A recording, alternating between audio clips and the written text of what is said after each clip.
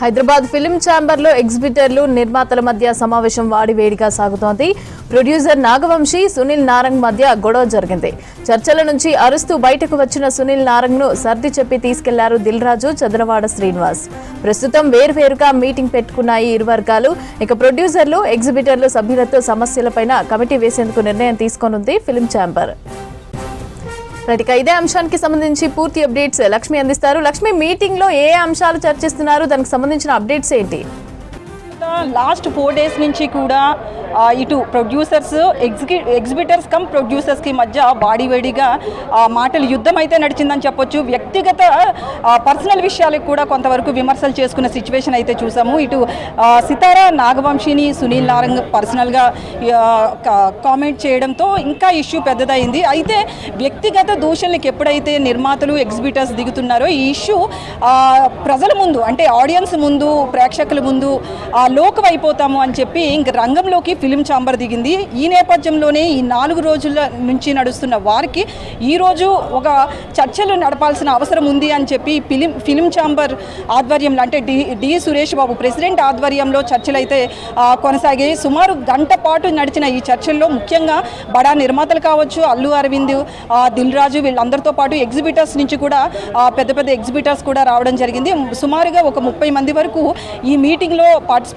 పాల్గొనడం జరిగింది. అయితే దీనికి సంబంధించి పర్సనల్గా వ్యక్తిగత దూషణలు కూడా జరగడంతో దాని మీద కూడా ఈ మీటింగ్లో చర్చకు వచ్చింది. సో చర్చకు రావడంతో సునీల్ నారంగ్ అరుస్తూ బయటికి రావడం అనేది జరిగింది. నేను ఇంకా మీటింగ్లో ఉండను అని చెప్పి బయటికి రావడంతో మళ్ళీ చదలవాడ శ్రీనివాస్ కావచ్చు, దిల్ రాజు, అలాగే అనుపమ్ రెడ్డి వీళ్ళంతా కూడా వచ్చి బతిమాలి లోపలికి తీసుకెళ్లిన సిచ్యువేషన్ చూసాం. అయితే ఈ చర్చలు గంట పాటు సాగినప్పటికీ కూడా ఇద్దరి మధ్య కూడా సయోధ్య కుదరకపోవడంతో మళ్ళీ ఎవరికి వారిగా మీటింగ్ కొద్దిసేపు కండక్ట్ చేయడం జరిగింది. అంటే ఇరు వర్గాలు సెపరేట్గా ఇటు ఎగ్జిబిటర్స్ ఒక మీటింగ్ కండక్ట్ చేసుకున్నారు, దాని తర్వాత ప్రొడ్యూసర్స్ కూడా ఒక మీటింగ్ పెట్టుకుని ఎవరికి వారు మీటింగ్ పెట్టుకున్న తర్వాత ఒక కమిటీ వేయాలి అని చెప్పి డిసైడ్ అయినట్లుగా తెలుస్తుంది. అయితే ఈ కమిటీకి సంబంధించింది ఇందాక సి కళ్యాణ్ మాట్లాడుతూ కూడా ఒకే విషయం చెప్పారు.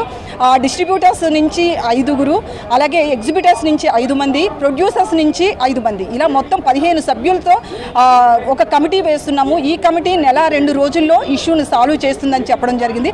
అయితే ఎగ్జిబిటర్స్ కమిటీకి మాత్రం ఒక అడుగు వెనక్కి వేస్తున్నారు. ఎందుకంటే త్వరలోనే పెద్ద సినిమా ఉండడం, దాని తర్వాత ఒక 5-6 సినిమాలు పెద్దవి రావడంతో ఎగ్జిబిటర్స్ మాత్రం ఇప్పుడే ఈ ఇష్యూని సాల్వ్ చేయాలి అని కోరుతున్నారు. కానీ నిర్మాతల వైపు నుంచి ఏమి వినిపిస్తుందంటే పెద్ద పెద్ద సినిమాలు మేము ఆల్రెడీ 50 to 70, అంటే పెద్ద సినిమాను పక్కన పెడితే 50 to 70% షూటింగ్స్ కంప్లీట్ అయిపోయాయి.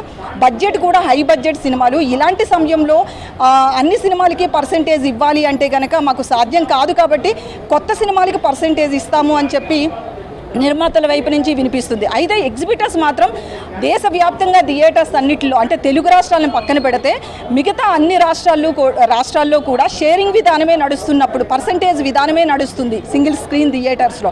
కానీ ఒక్క తెలుగు రాష్ట్రాల్లో మాత్రమే నడవట్లేదు, కాబట్టి అన్ని చోట్ల నడుస్తున్నప్పుడు ఇక్కడ ఎందుకు ఇవ్వరు అని గట్టిగా అడిగిన సిచ్యువేషన్ అయితే చూసాము.